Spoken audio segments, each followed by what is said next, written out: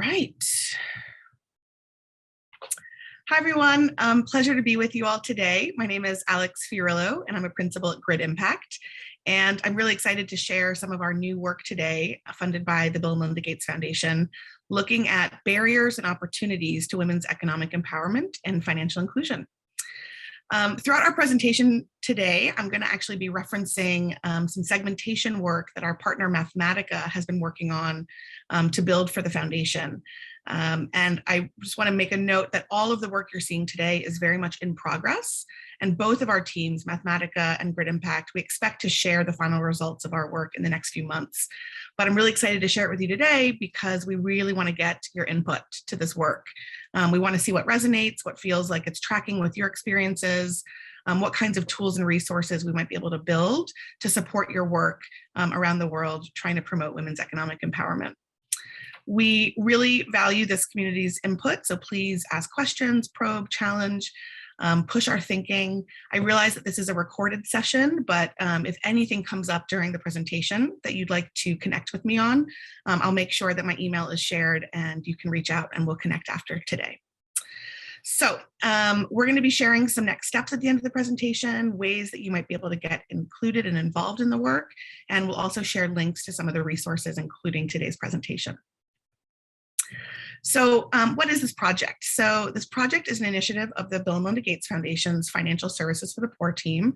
And our goal is really to try and identify the priority barriers that women face to achieving economic empowerment through financial inclusion, and then come up with a set of recommendations where the Financial Services for the Poor team and its partners, many of you included, I'm sure, might be able to focus their efforts to accelerate progress towards a 2030 vision of ubiquitous access and usage of women and financial services.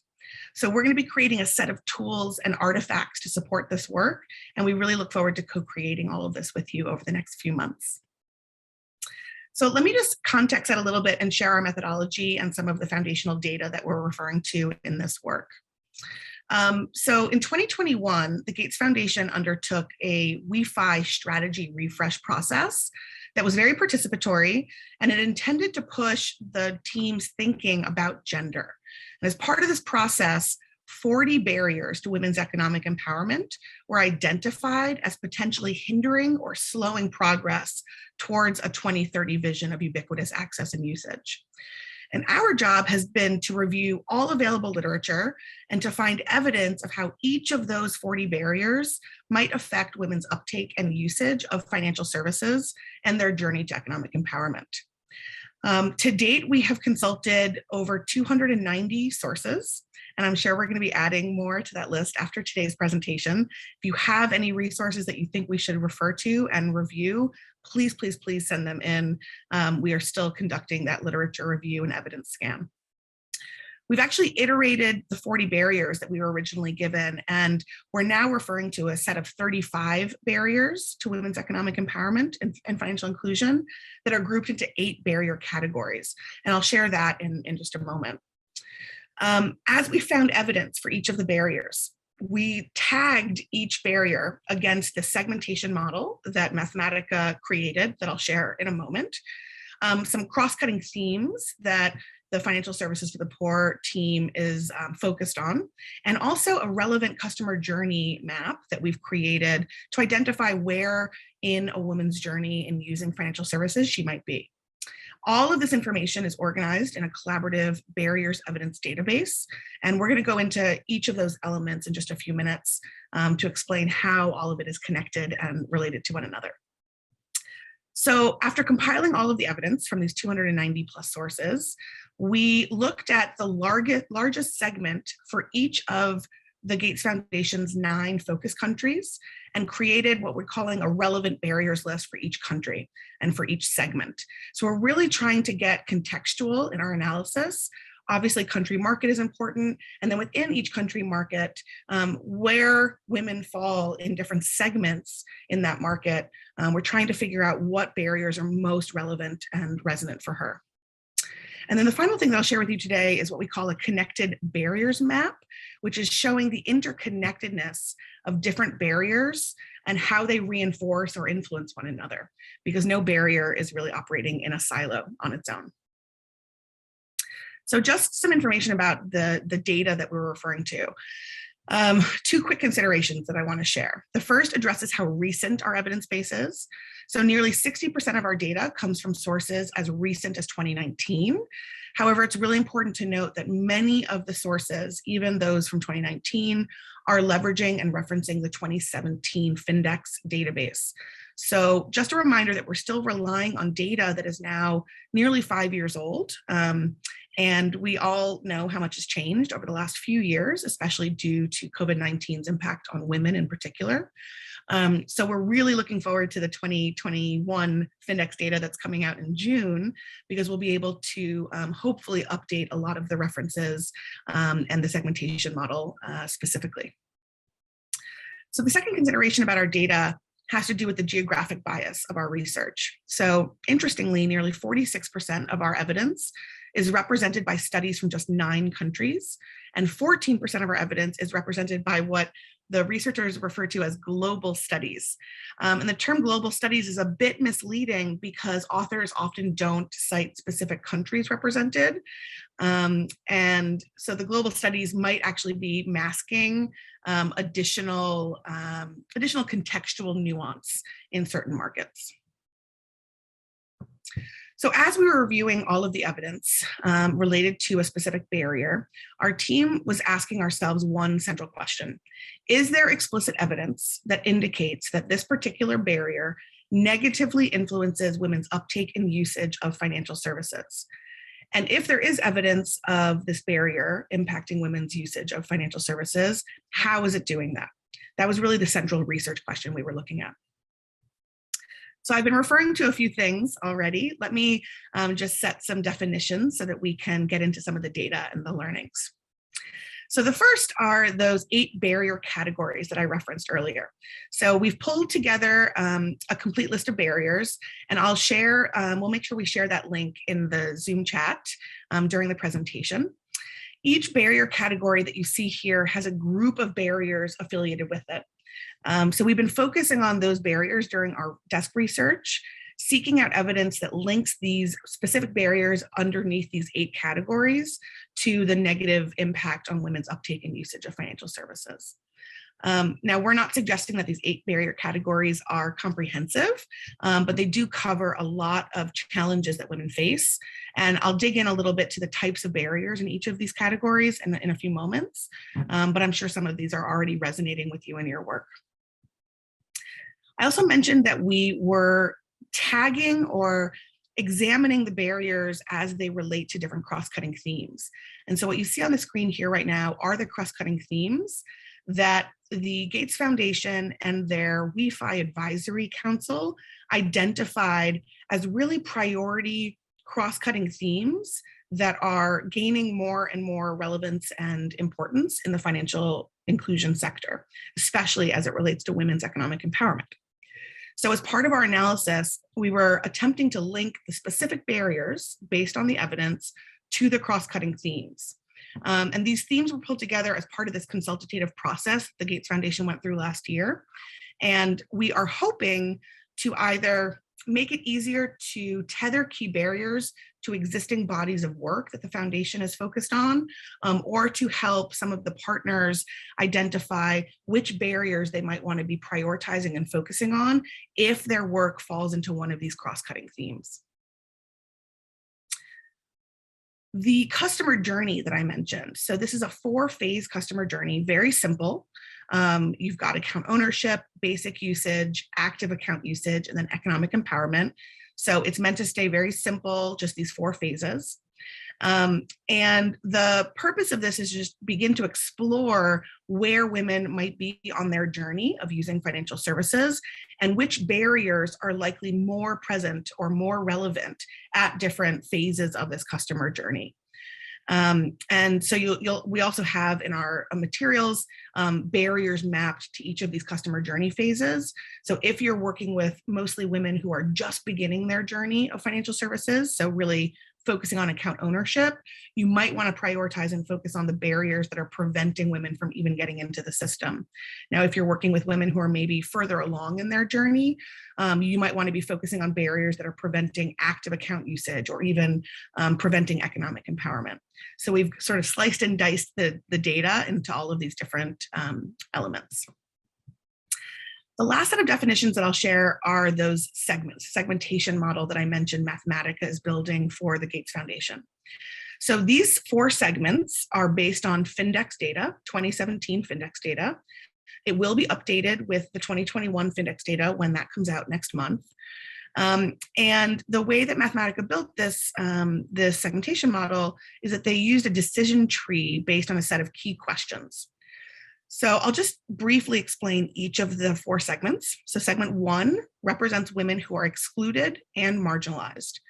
Women in this segment are the farthest from owning an account and moving up the customer journey. They likely haven't interacted with any type of transaction tracked by the Findex. They don't have accounts, and they either do not have a source of income or they live far from financial points of service. Segment 2, also excluded, but there's high potential in this segment. So these women do not have accounts, but they have a higher potential than their counterparts in segment 1.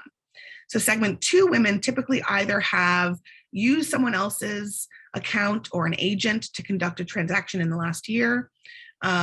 Even if a woman hasn't conducted a transaction with without an account in the past year, if they have a source of income and they live close to a financial point of service, they still would be considered high potential. We should be able to get them an account in some way.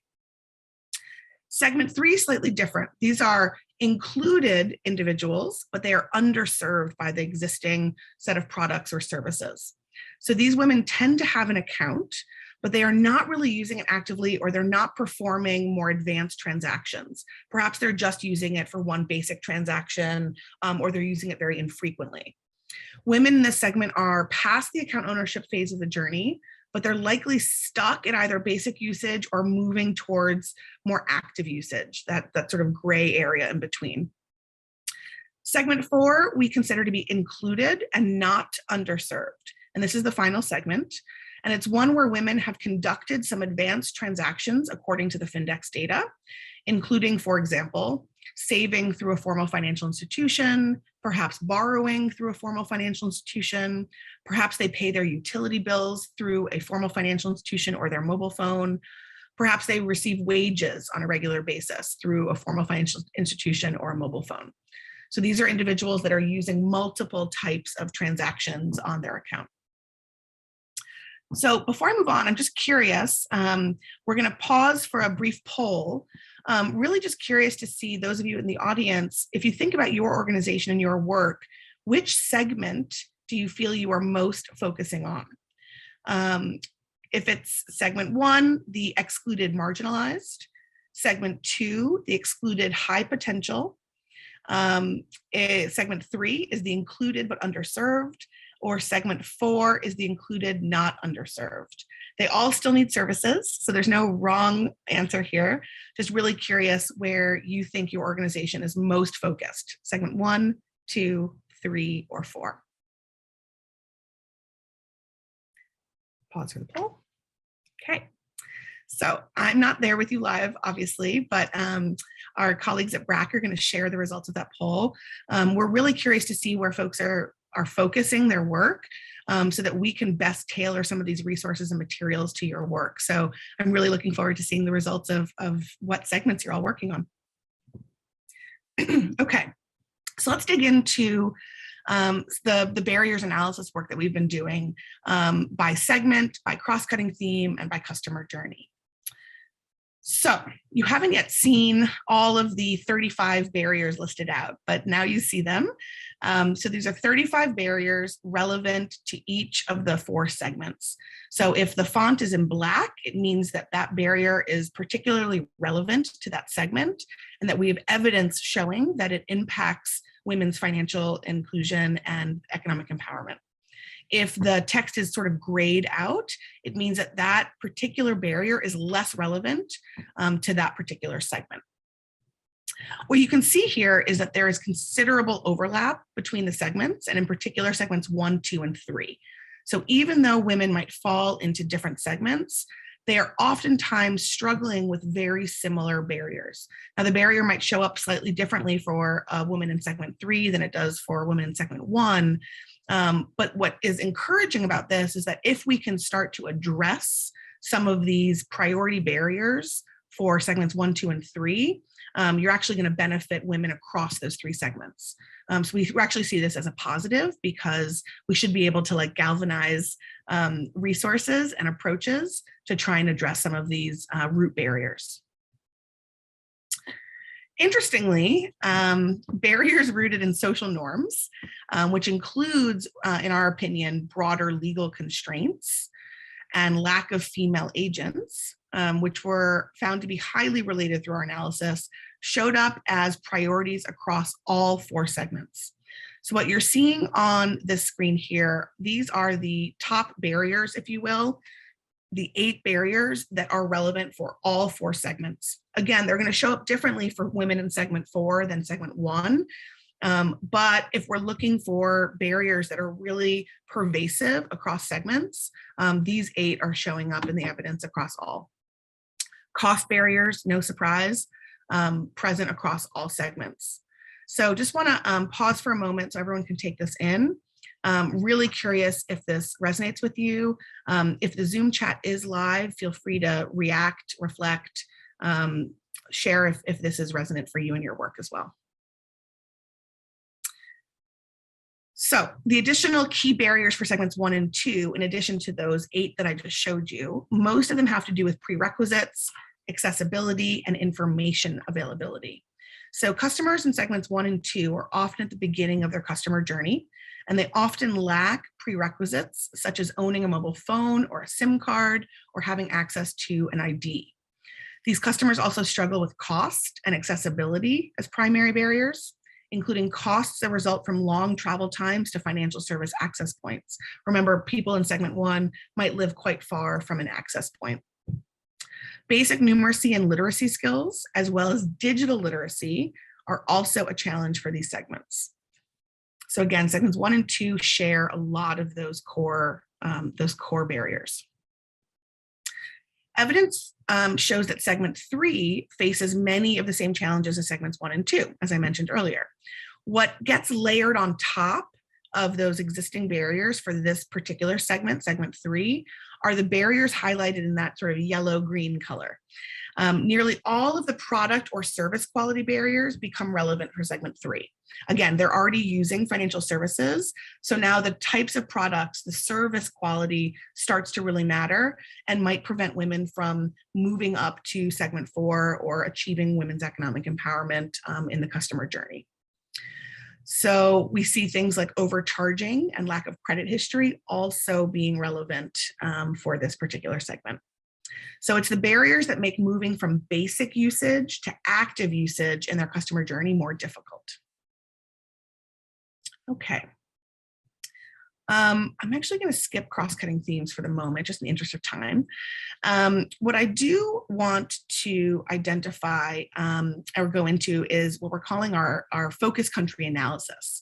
So we have really tried to get concrete about how all these barriers show up according to the segments in different market contexts. So what I'm showing you here is the global segmentation model that Mathematica has built for the Financial Services for the Poor team. And each country, there are 9 focus countries that the Gates Foundation focuses on. Each country is represented by a different color here. So what you're seeing here is the breakdown of each segment sized across all 9 markets. India on this slide is represented in black. When you include India in the analysis, segment 3 is by far the largest segment of women across the 9 countries that FSP focuses on. India makes up more than half of the total population of women across these 9 countries. So we also wanted to see what happened if we removed it. So if you remove India from the analysis, you can see that the difference is very significant. Segment 1 jumps 13% to a total of 41% and becomes the most populated segment across the 8 countries. So again, this is without India being counted. Segment 3, which was the largest segment, if you include India, is still the second largest, but it drops down by 26% to 27%. You'll note that Pakistan, represented in purple, is a large share of that segment 1. So, while India might really need to focus on segment 3 and figuring out how to turn a lot of those dormant or inactive accounts more active, Pakistan is facing a different challenge, which is really focusing on how to get women to be owners of their own accounts and using their own accounts, that segment 1 basic usage type of challenge. I'm going to share just a couple of examples of some of the country analysis that we're doing. So I'm going to start just by showing what Uganda looks like. So we broke Uganda down by segment. And what you'll see is that the largest segment represented in Uganda is segment 3, with segments 1 and 2 being very closely distributed and segment 4 having the least amount of the population. So while the majority, which is about 35% of segment 3, work in agriculture, 20% work in the private sector, and 29% report no work income. And this is, again, all according to the Findex data and how the Findex database asks its questions, which is a little bit unique. So again, we're using the available data that we have. There, of course, are limitations to Findex, but it at least allows us to standardize this analysis across countries. In Uganda, segments 3 and 4 are younger, with segment 2 being the oldest, indicating that younger populations may be more open to digital financial services. No surprise to any of us on this conference, on this call, but I think the data just continues to support that. And what we also see is that education level distribution gradually moves from primary or less to secondary as you move from segment 1 to segment 4. So there is a correlation to education status as well. We are relying on this kind of country segmentation to inform how to prioritize barriers in each market. So the barriers that Uganda needs to focus on and try to mitigate are going to be different than the barriers that Bangladesh needs to focus on and prioritize. It has a lot to do with the segmentation model, and it has a lot to do with the enabling environment and what types of policies and practices and service offerings are already in place in market. But the segmentation model is helpful in giving us a bit of a more nuanced analysis regarding which priority barriers partners should be focusing on. So let me show you Bangladesh. Bangladesh, the largest segment represented is segment 1, with about 43% almost of women in that segment. And segment 3 is the second largest group of women in Bangladesh. The majority of women in segment 1, 95%, and the majority of women in segment 3, about 62%, have no work income. It's something really important to understand and take a look at. And again, this is it really relates to how Findex asks its questions. So if you want more information about that, happy to talk about that offline with you. The majority of segment 2 in Bangladesh, about 54% of them, works in agriculture. Education levels of women in segments 1 and 3 is fairly strong, with nearly 60% of women having a secondary education. And segment 1 is the youngest segment of women in Bangladesh, with 65.8% being under the age of 34. Again, all of this starts to tell us more nuanced information about the market and how we might want to prioritize barrier mitigation. So for example, knowing that a large percentage of women in segments 1 and 3 have completed secondary education, we likely don't need to prioritize basic numeracy and literacy as one of the priority barriers in Bangladesh. We might be able to remove that from the list. So what you see here is that segment 1, which is the largest segment for Bangladesh, and generically the priority or the most relevant barriers for segment 1 globally. Now, like I just said, because we know that maybe a larger percentage of women have higher schooling, maybe we don't need to prioritize basic literacy and numeracy. So once we start digging into a specific country context and what we know about that country, we can then tailor the list of barriers to be more resonant with that country context. So what you see here is a bit more in-depth analysis for Bangladesh. So based on our knowledge of Bangladesh, our research of the market, we identified a few barriers that might be less important. So one is distance from bank or an FSP or a Kiko agent. So in Bangladesh, only 15% of women in segment 1 cited distance to an institution as a barrier. So that distance to an access point might not actually be one of the main barriers in Bangladesh that you need to work on. Social norms is another category of barriers that might be less. I think social norms are important across the board globally, but perhaps we might be able to understand the social norms in Bangladesh a little bit different. So still a barrier for women across all 4 segments, but only 5.3% of Bangladeshi women in segment 1 cited religious reasons for not owning an account.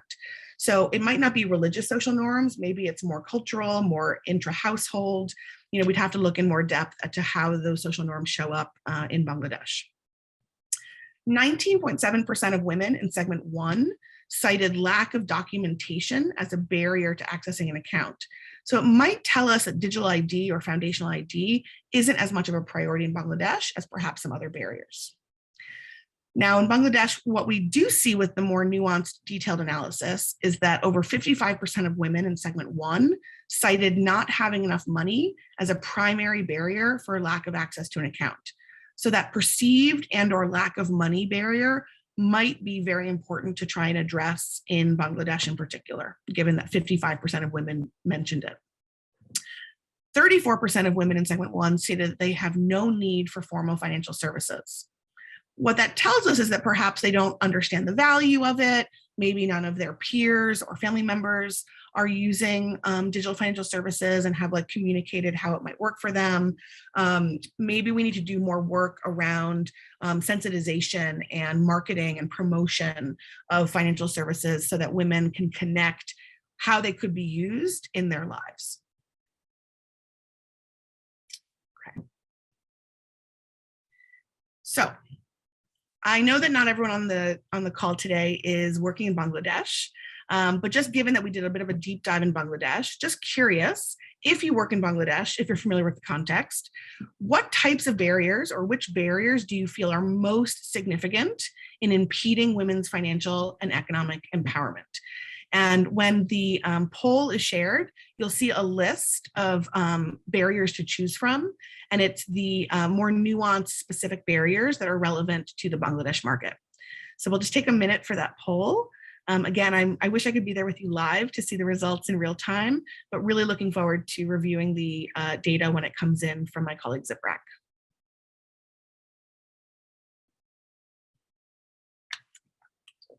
Okay. Thank you so much. So the last piece of this work is what we're calling connected barriers. We don't have a fancy name for it yet. Maybe we'll get one someday.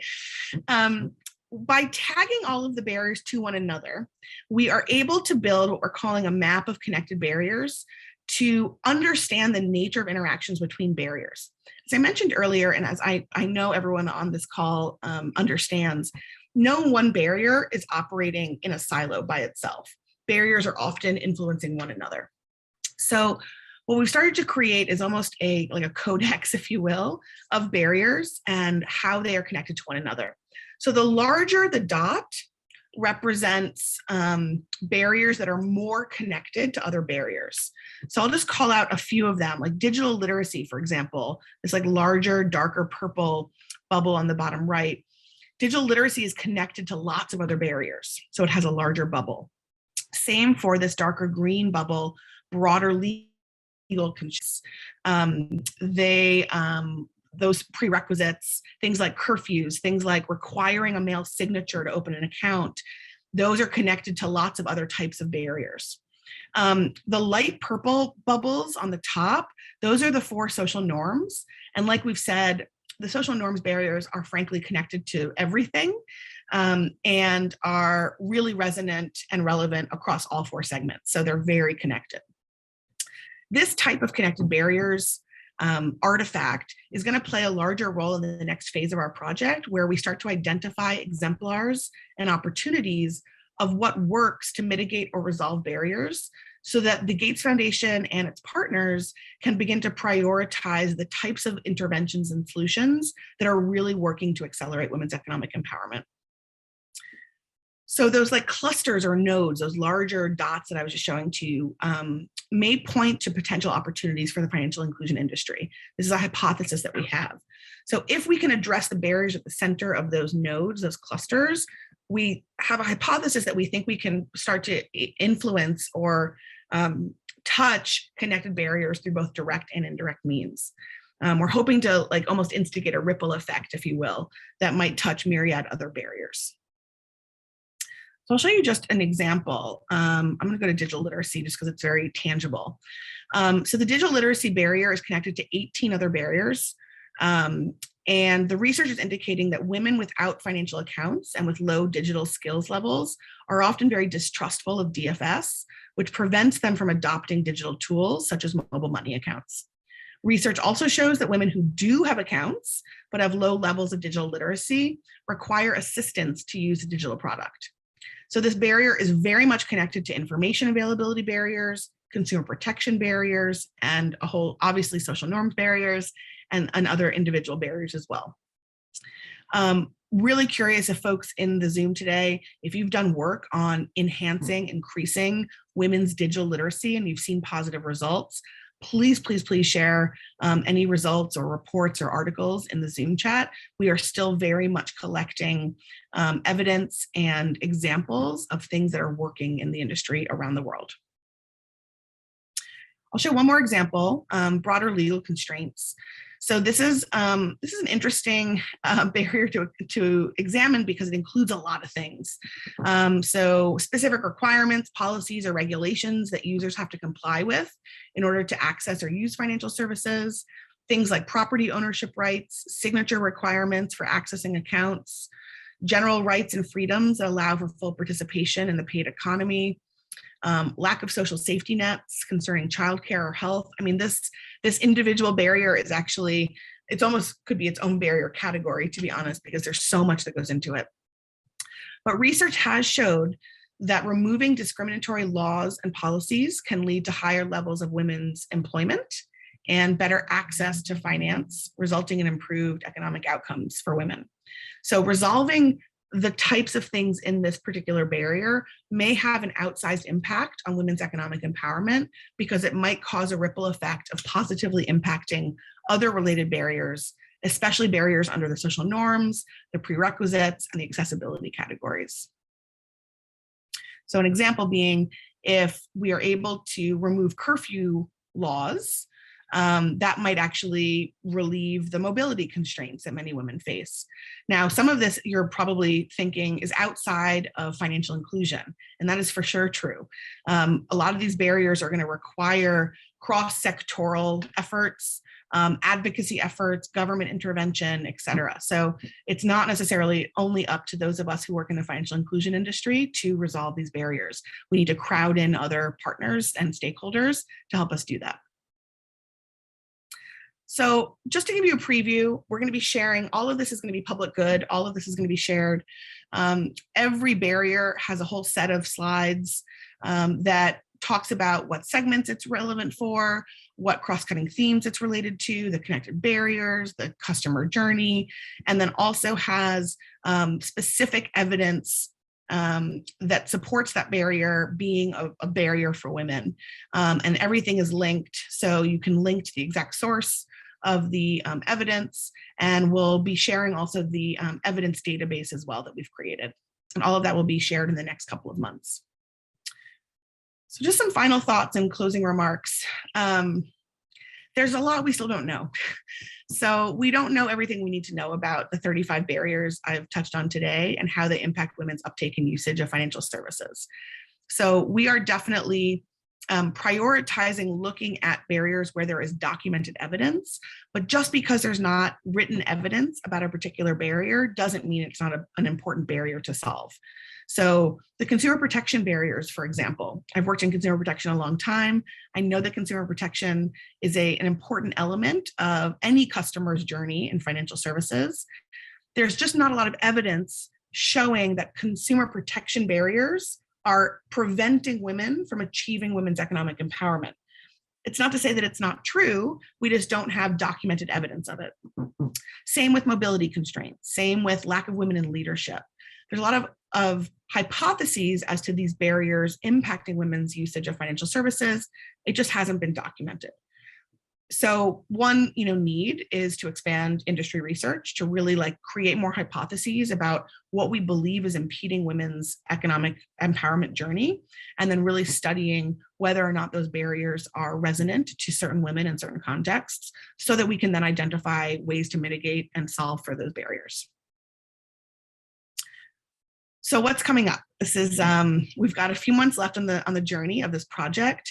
We're in the middle right now of finalizing the evidence review. So again, if you have any evidence you can share with us about any barriers that you work on, or any exemplar interventions or programs that have been really successful in helping increase women's economic empowerment, increase women's usage of financial services, closing the gender gap, please, please, please, I ask that you share those with us. We want to make sure that they are included in the database, included in the evidence review.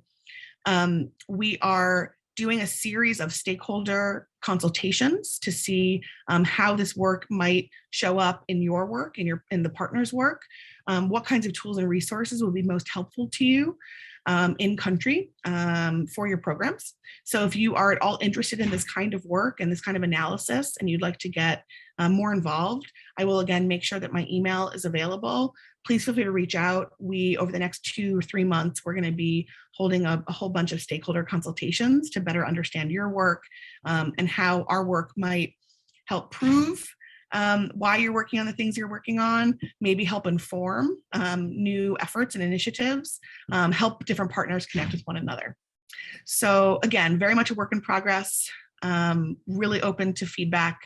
We're not precious about anything that's in this deck. Even though it might look kind of final, it is very much not. We're evolving it every day, and we really rely on partners like you to help inform the work. So thank you so much for your time today. I look forward to connecting with hopefully many of you in the coming months.